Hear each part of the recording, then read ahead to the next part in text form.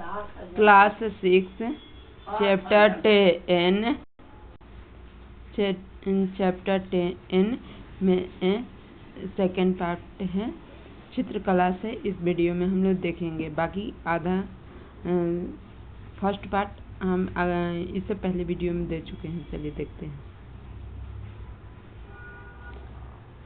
मानचित्र में अजंता को ढूंढो। यह वह जगह है जहाँ के पहाड़ों से सैकड़ों सालों के दौरान कई गुफाएं खोदी गई।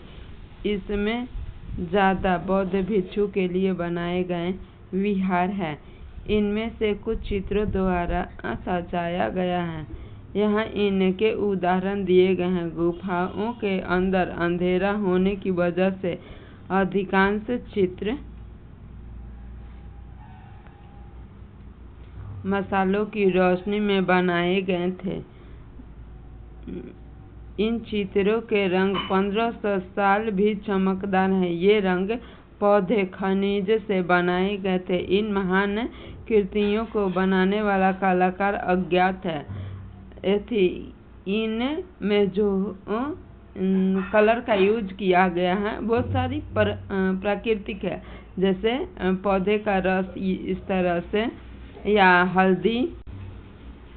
हल्दी की बात हो, या पौधे के रस हो, खनिज हो, इन सारी चीज़ों को मिलाकर इन कलाकृतियों को पेंट किया गया है, जिसके कारण आज भी वो उतनी चमकदार है जितनी कि वो 1500 साल पहले होगी।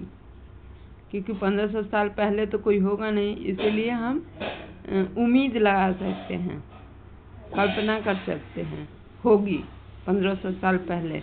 देखिए ये सब आज भी ऐसे ही हैं। देखिए कितना अच्छे तरीके से हैं। मूर्तियाँ आज भी वैसी की वैसी ही हैं।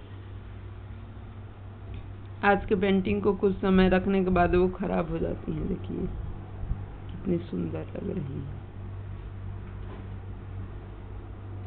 अंधेरा की वजह से इसे इस कलर से पेंट किया गया था, ताकि ये आगे भी चल के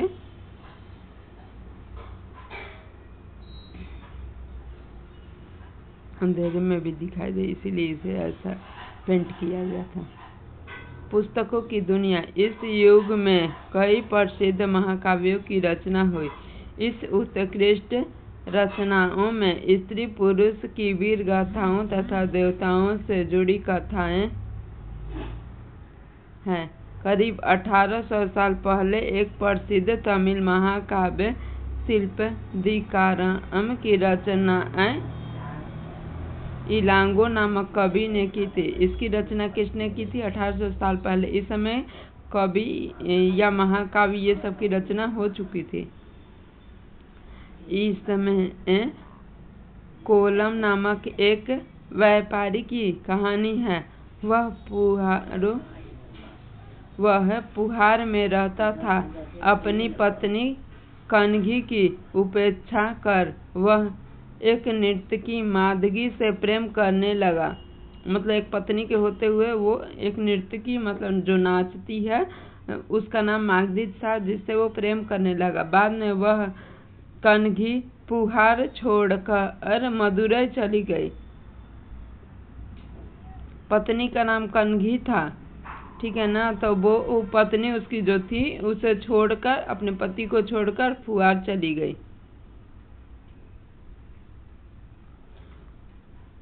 शायद मायके होगा। वहाँ पांडे राजा के दरबारी जौहर ने कोवलम पर चोरी का झूठा आरोप लगाया, जिस पर राजा ने उसे दंड दिया। कोवलम कौन था? पांडे राजा।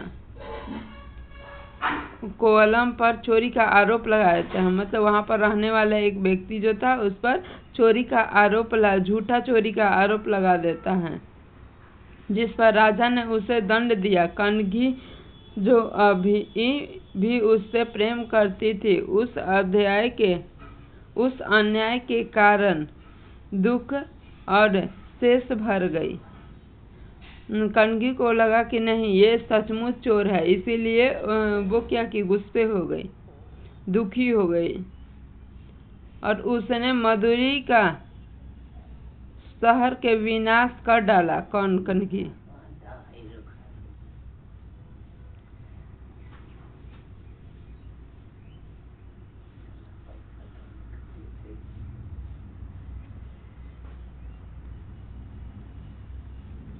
शिल्पतिकारम से किया गया एक वर्णन। यह कवि ने कनगी के दुख का इस तरह वर्णन किया है। ओ मेरे दुख देखो देखो, तुम मुझे 7वां तक नहीं दे सकते। क्या यह सही है कि विशुद्ध सोने से भी सुंदर तुम्हारा शरीर बिना धूला धूल से सना ही पड़ा है? यह वहाँ का न्याय है कि गोधूली इसे स्वर्णिम आभा में फूल माला से ढके सुंदर वक्ष स्तन वाले तुम जमीन पर गिरे पड़े हो। तुम इस प्रकार क्यों गिरे पड़े हो? वो पूछती है। मैं अकेली, असहाय और हताश होकर खड़ी हूँ, कनगी बोलती है। क्या ईश्वर हैं? क्या ईश्वर में ईश्वर नहीं है? पर क्या उस स्थान पर ईश्वर रह सकते हैं जहाँ के राजा की तलवार निर्दोष नावागतुस के प्रमाण लेती है? क्या ईश्वर नहीं है? नहीं है।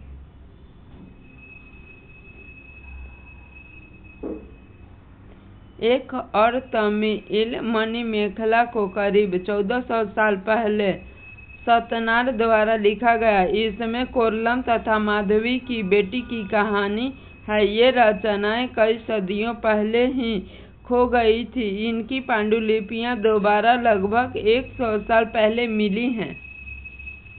अन्य लेखक जैसे कालिदास, जिसके बारे में तुमने अध्याय 5 में संस्कृत में लिखते हैं,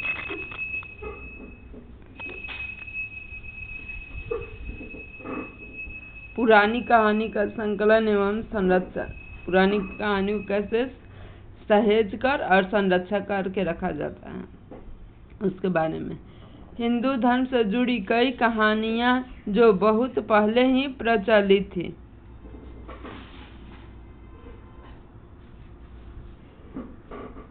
हिंदू धर्म में कई कहानियां बहुत ही पहले से प्रचलित थी। इसी काल में लिखी गई इनमें पुराण भी शामिल है। पुराण का शाब्दिक अर्थ है प्राचीन। पुराने में विष्णु, शिव या दुर्गा जैसी देवी देवताओं से जुड़ी हुई कहानियां हैं। मतलब हिंदू का नाम यति निर्माण किया गया है। 4 वर्ण, यति जाति को तो 4 वर्ण में बांटा ही गया था, लेकिन हिंदू धर्म को कभी किसी ने निर्माण नहीं किया है।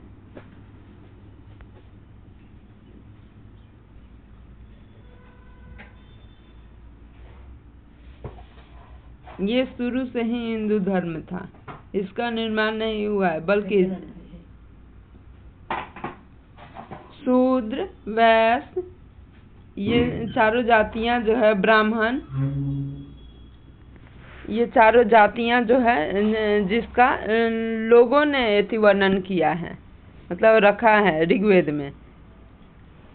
लेकिन यति हिंदू धर्म को किसी ने अलग से नहीं रखा है, तो इसका निर्माण नहीं किया गया है, ये शुरू से ही था।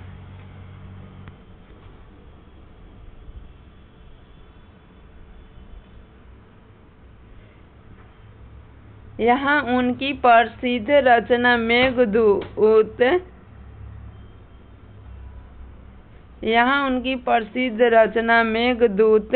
से एक अंश दिया गया है कि यह एक विरही प्रेमी बरसात के बादल को अपना संदेश वाहक बनने की कल्पना करता है। देखो इनमें किस तरह के कवि ने बादलों को उत्तर की ओर ले जाती ठंडी हवा का वर्णन किया है।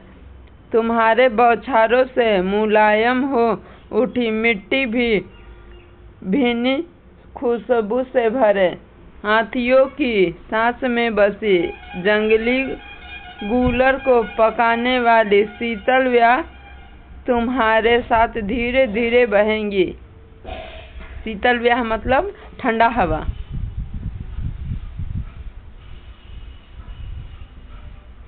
क्या तुम्हें लगता है कि कालिदास को प्राकृतिक प्रेमी कहा जा सकता है? हाँ,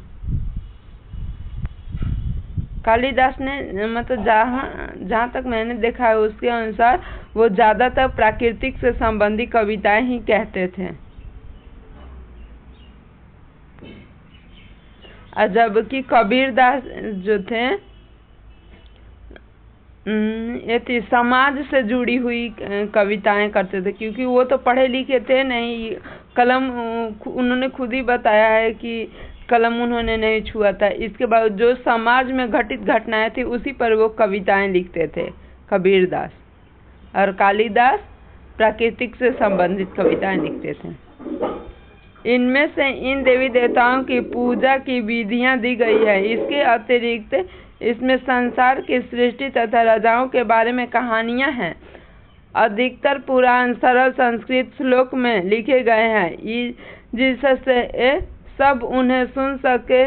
पुराने का पाठ पुजारी मंदिरों में किया करते थे, जिससे लोग सुनने आते थे। जो संस्कृत महाकाव्य महाभारत और रामायण लंबे अरसों से लोकप्रिय रहे। तुम में से भी कुछ बच्चे इन कहानियों से परिचित हो गए। महाभारत कौरवों और पांडवों के बीच युद्ध की कहानी है। इस युद्ध का उल्लेख पुरु वंश की राजधानी हस्तिनापुर की गद्दी प्राप्त करना था। यह कहानी तो बहुत ही पुरानी है, पर आज हम इसे जिस रूप में जानते हैं वह करीब 1500 साल पहले। ये कहानी अभी की नहीं है, बल्कि 1500 साल पहले इसे लिखा गया था। माना जाता है कि पुराणों और महाभारत दोनों ही व्यास नाम के ऋषि ने संकलित किया था, मतलब उसे लिखा था। महाकाव्य महाभारत में भगवत गीता भी है। रामायण की कथा कौशल के राजकुमार, कहाँ के? कौशल के राजकुमार राम के बारे में है। उनके पिता ने उन्हें वनवास दे दिया था। वन में उनकी पत्नी सीता का लंका में रावण ने अपहरण कर लिया था। ये राम जी की बात चल रही है, जहाँ राम जी, सीता जी और लक्ष्मण जी तीनों को वन में चले गए थे और जहाँ रावण ने उन्हें अपहरण कर लिया था। सीता को वापस पाने के लिए राम को लड़ाई लड़नी पड़ी। वे विजय होकर कौशल की राजधानी अयोध्या लौटे। कौशल की राजधानी कौन थी? अयोध्या, जहाँ राम जी का घर था। महाभारत की तरह ही रामायण भी एक प्राचीन कहानी है जिसके बारे में लिखित रूप है। संस्कृत रामायण के लेखन कौन थे? ये वाल्मीकि थे। रामायण की रचना किसने की? वाल्मीकि जी ने।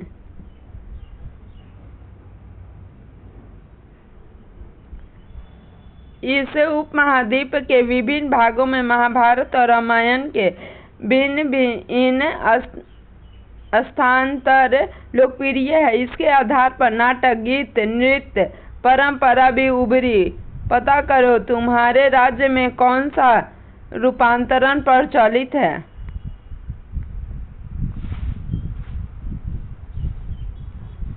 आम लोगों द्वारा कही जाने वाली कहानियाँ। आम लोग भी कहानियाँ कहते थे, कविताएं और गीतों की रचना करते थे, गाते थे, नाचते थे, नाटक करते थे, खेल खेलते थे। इनमें से कुछ तो इस समय के आसपास जातक और पंचतत्व की कहानी के रूप में लिखकर सुरक्षित है। जातक कथाएं तो अक्सर स्तूपों की रैलियों तथा जनता के चित्रों में दर्शाई जाती हैं। इनमें से एक कहानी अगले पृष्ठ में दी गई है।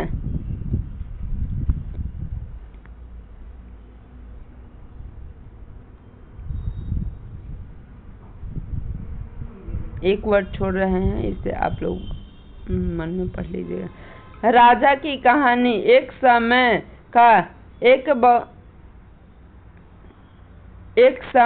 एक महान राजा हुआ। वह हिमालय पर गंगा के किनारे 8000 अनुयायियों के साथ रहता था। इस सारे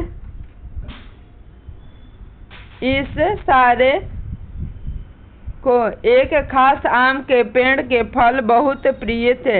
ये आम बड़े मीठे होते थे, इतने स्वादिष्ट, पर धरातल पर नहीं, मतलब जमीन पे वो गिरता तो ऐसे पेड़ में रहे तो पका रहता था, मीठा लगता था, लेकिन जमीन पर गिरे तो नहीं।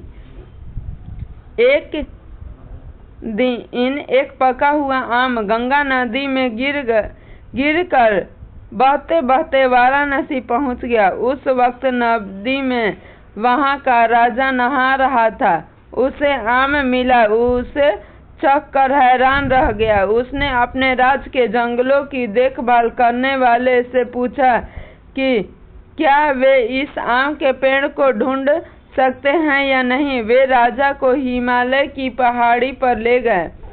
वहां पहुंचकर राजा ने उसके दरबारी मजा ले रहे हैं। राजा को यह बातें बुरी लगी और उसने उन्हें मार डालने का फैसला लिया। राजा ने अपने प्रजा को बचाने के लिए एक योजना बनाई। उसने आम के पेड़ की टहनियों को तोड़कर उन्हें आपस में बांधकर नदी पर एक पुल बनाया।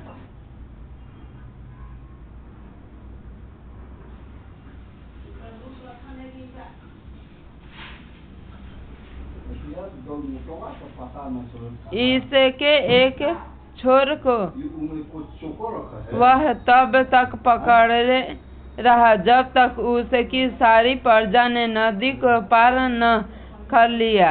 पर इस प्रयास से वे इतना थक गए कि मरणासन होकर गिर गड़ा। राजा ने जब यह सब देखा तो उसने राजा को बचाने की काफी कोशिश की, पर वह सफल न हुआ। राजा की मृत्यु पर उसे शोक हुआ और राजा ने उससे पूरा सम्मान दिया। महाभारत में भरहुत के एक स्तूप से मिले एक पत्थर पर उकेरे गए चित्र में उसे दिखाया गया है। देखिए,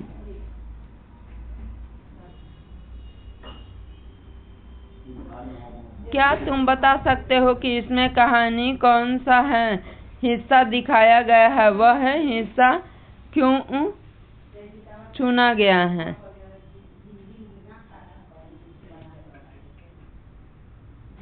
थोड़ा सा इसे खत्म कर लेते इस वीडियो में। विज्ञान की पुस्तकें इस समय गणितज्ञ तथा खगोल शास्त्री आर्यभट्ट ने संस्कृत में आर्यभट्ट की नामक पुस्तक लिखी। इस समय उन्होंने लिखा कि दिन और रात पृथ्वी को अपने दूरी पर चक्कर काटने की वजह से होता है, जबकि लगता है कि सूर्य निकलता है और डूबता है। उन्हें ग्रह के बारे में भी एक वैज्ञानिक तर्क दिया। उससे वृत्त की धरातल को मापने की भी विधि ढूंढ निकाली तो लगभग उतनी ही सही है जितनी कि आज प्रयुक्त होने वाली विधि। वाराहमिहिर, ब्रह्मगुप्त और भट्टाचार्य कुछ अन्य गणितज्ञ और खगोलवेत्ता थे जिन्होंने कई खोज की, इसके बारे में और पता लगाए। हाँ, सभी को लगता है कि सूर्य पूरब से पश्चिम की ओर उगता है, बल्कि ये सही नहीं है। सूर्य हमेशा पश्चिम से पूरब की ओर चलता है। जिस प्रकार ट्रेन जो है आगे चलती है लेकिन पता चलता है कि पीछे का सामान हमारा छूट रहा है, उसी प्रकार सूर्य जो है पश्चिम से निकलकर पूरब की ओर चलता है, लेकिन हमें लगता है कि पूरब से निकलकर पश्चिम की ओर चलता है।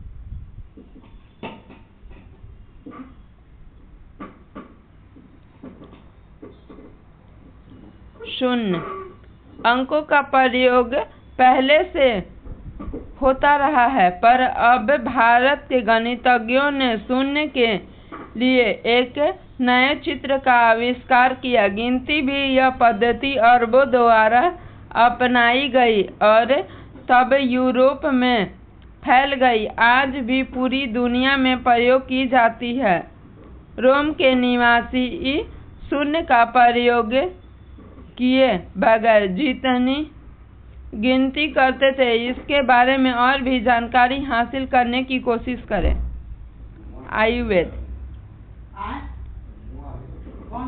आयुर्वेद चिकित्सा विज्ञान की एक विख्यात पद्धति है जो प्राचीन भारत में विकसित हुई। प्राचीन भारत में आयुर्वेद के 2 प्रसिद्ध चिकित्सक थे। कौन कौन?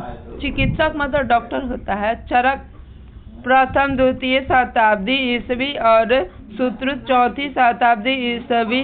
चरक द्वारा रचित रक्षक संहिता औषधि शास्त्र की एक उल्लेखनीय पुस्तक है। अपनी रचना सूत्र संहिता में शोध से शल्य चिकित्सा की विधियों का विस्तृत वर्णन है।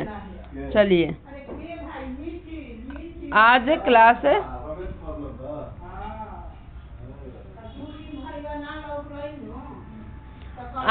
हम लोग क्लास 6 चैप्टर 10 को भी ख़त्म कर लिए हैं।